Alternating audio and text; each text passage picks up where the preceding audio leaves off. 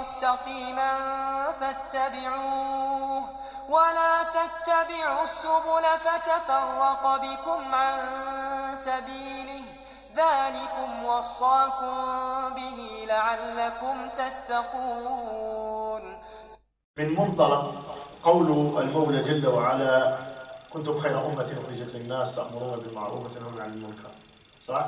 تأمرون بالمعروف وتنهون عن المنكر. Ça veut dire que la communauté musulmane, normalement, elle est là pour prêcher le bien, d'interdire quoi? Le blâmable. Et malheureusement, certaines personnes se mettent dans des groupes de WhatsApp. Groupes de WhatsApp, la Telegram, je ne sais pas comment on les appelle. S'il y a des groupes de Viber aussi, non? Voilà, ils se mettent dans des groupes comme ça, entre eux, et ils commencent à parler des gens, de l'honneur des gens, etc.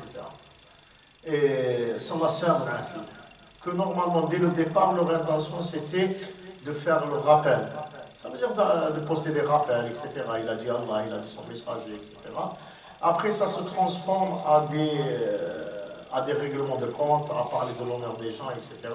Et eux-mêmes, ils disent que ces groupes de WhatsApp, c'est des groupes islamiques. Ça veut dire on parle de la religion de l'islam. Moi, ce que je reproche à ces groupes-là, soit WhatsApp ou d'autres, comme je le reproche déjà la mixité, les hommes et les femmes, dedans. Hein? Pourquoi? Parce qu'au début, ça commence par poster, après ça commence par des appels téléphoniques, etc., etc. Et vous savez que le fitna qu'il y a, ou le fitna où le prophète nous a mis en garde, hein, dans la fin des temps, c'est quoi? C'est l'argent et les femmes, l'argent et les femmes. Et ils rentrent dans ce groupe, même il y a des gens qui sont mariés dedans, etc. Ils voient qu'ils commencent à envoyer des messages à la sœur en privé, ou la sœur elle lui envoie, etc.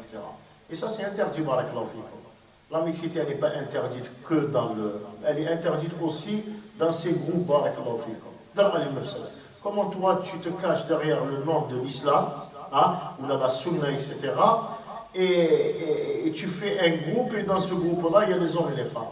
Moi, je pose la question aux frères, je leur dis, est-ce que vous acceptez, qui sont dans ce groupe avec les femmes, etc., avec les sœurs et tout ça, je leur dis, est-ce que vous acceptez que votre sœur, elle rentre dans un groupe où il y a les hommes et tout ça dedans? Je vous pose cette question, et toi et ta conscience, subhanallah al-alim. Et j'espère que je suis en train de parler avec des gens qui ont la crainte et la peur d'Allah subhanahu wa ta'ala. Tu vas me dire non. Je te dis, est-ce que tu acceptes que ta mère, elle rentre dans un... Tu vas me dire non. Est-ce que tu acceptes que ta femme, elle rentre dans des groupes, etc. Pourtant, il y a des femmes mariées, etc., qui rentrent dedans, subhanallah al-alim. Il y a des hommes mariés qui rentrent dedans et tout ça. Si vous ne l'acceptez pas, hein, subhanallah al-alim, pourquoi vous l'acceptez pour les hommes? Et après, ittaqullah jalla wa ala. Ayez la crainte d'Allah subhanahu wa ta'ala. Vous n'aviez pas à communiquer avec les sœurs sur le WhatsApp. Moi, je vous le dis, vous n'avez pas le droit. De quel droit?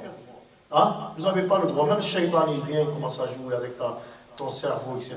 Tu n'as pas le droit, barakallahu fik. Et subhanallah, tu n'as pas le droit de discuter avec elle. Tu n'as pas le droit de parler avec elle. Habida, subhanallah al-alim. Et ça, c'est dur. Ça, c'est la première erreur qu'il commet, subhanallah al-alim. Et malheureusement, il y a eu trop de dégâts. Hein? Même sur ça, il y a eu trop de dégâts. De deux, barakallahu fikum, vous faites des groupes, etc. Et en plus, ces groupes-là, ils commencent à parler de l'honneur des gens. Dedans, subhanallah al-alim, oui, l'autre, etc., des règlements de compte et tout. L'autre, il vient et tu dis, oui, mais c'est la sœur qui m'a appelé, elle m'a dit, etc., etc. Tu devrais avoir honte, subhanallah al-alim. أولا لماذا؟ لأن المسلم على المسلم حرام دمه وماله وعرضه. Le musulman, le droit de ton frère, qu'est-ce qu'il a, ton devoir envers ton frère le musulman, c'est de ne pas le dévoiler. De deux, c'est le fait de ne pas parler de son honneur, subhanallah al-alim. Et ça, c'est la religion de l'islam. Et ça, c'est le hadith du prophète de qui? Le prophète Mohammed sallallahu alayhi wa sallam. Vous que vous prétendez aimer Allah, aimer la sunna, vous voulez ramener quelque chose. Si vous voulez ramener quelque chose vraiment à la communauté, il y a pas mal de choses à faire, subhanallah al-alim. Il y a pas mal de choses. Allah Jalla wa ala yaqul wa ta'awanu 'ala al-birri wa at-taqwa wa la ta'awanu 'ala al-ithmi wal 'udwan. On doit s'entraider sur quoi? Sur le bien, le birr wa at-taqwa, hein? Wa la ta'awanu 'ala al-ithmi wal 'udwan. On ne doit pas s'entraider sur tout ce qui est blâmable, sur le péché, parce que ça c'est un péché. Vous allez me dire oui, mais même si la personne il en a, ce qu'on dit, il est en lui. الرسول عليه الصلاة والسلام بارك الله فيك عرف لنا الغيبة, nous a défini الغيبة. قال لك هو ذكرك أخاك بما يكره. Quand tu dis des choses sur ton frère, que lui s'il les entend, il déteste, subhanallah al-azim. نعم بارك الله فيك. Et aussi قالوا النبي يعني يسألوا الصحابة يسألون النبي عليه الصلاة والسلام, les compagnons posent la question au prophète عليه الصلاة والسلام, حتى ولو كان فيه يا رسول الله, même si c'est en lui, فيقول لهم النبي عليه الصلاة والسلام إذا كان فيه فقد اخترته. Si c'est vraiment ce qu'il y a en lui, tu es tombé dans la critique, يعني tu l'as critiqué. وإن لم يكن فيه, si il n'est pas en lui, يقول فقد باهته. باهته, là on arrive à le bautan. Et le croyant, il n'est pas un menteur. Le croyant, il n'est pas un critiqueur, barakallahu fikum. Moi, je vous demande de purifier ces groupes de WhatsApp. Purifier les barakallahu fikum. Moi, je pense que la femme, elle a pas mal de choses à faire à la maison. Si elle est mariée, de s'occuper de son mari, de s'occuper de ses enfants, etc. Et je pense que même le mari, il a pas mal de choses à faire. Moi, je me pose la question, comment ses frères, ils trouvent le temps sur le WhatsApp, etc., ce qu'il a dit, ce qu'il n'a pas fait, etc. Subhanallah, surtout s'il est marié. Il a une femme, il a des enfants et tout ça. Ne laisse pas ta femme te reprocher des choses, subhanallah. Occupe-toi plus de ta femme, subhanallah. Laissez tomber ces groupes de WhatsApp, etc., qui nous ont ramené que des dégâts. Qui vous ont ramené à la perdition. Après, si vos frères ils ont fait une chose ou quoi, si vous pouvez partir les conseiller en privé, allez-y les conseiller. Si vous ne pouvez pas les conseiller, faites-leur une dua. Vous savez pourquoi je vais vous dire pour ça? Pourquoi? Parce que vous ne savez pas quand est-ce que vous mourrez.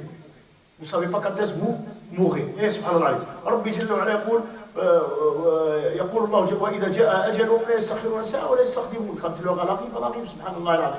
Et tu arrives et tu laisses toute comment dirais-je, cette pourriture, subhanallah al-azim, qui va être sur ce groupe de WhatsApp, même après ta mort, les péchés arrivent jusqu'à toi, subhanallah al-azim.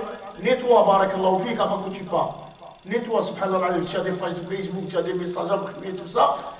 Moi, je te demande de nettoyer tout ça, barakallahu fik, قبل أن تلقى الله جل وعلا, avant que tu rencontres ton Seigneur, يوم القيامة يوم لا ينفع مال ولا بنون إلا من أتى الله بقلب سليم. Le prophète عليه الصلاة والسلام ماذا يقول النبي عليه الصلاة والسلام؟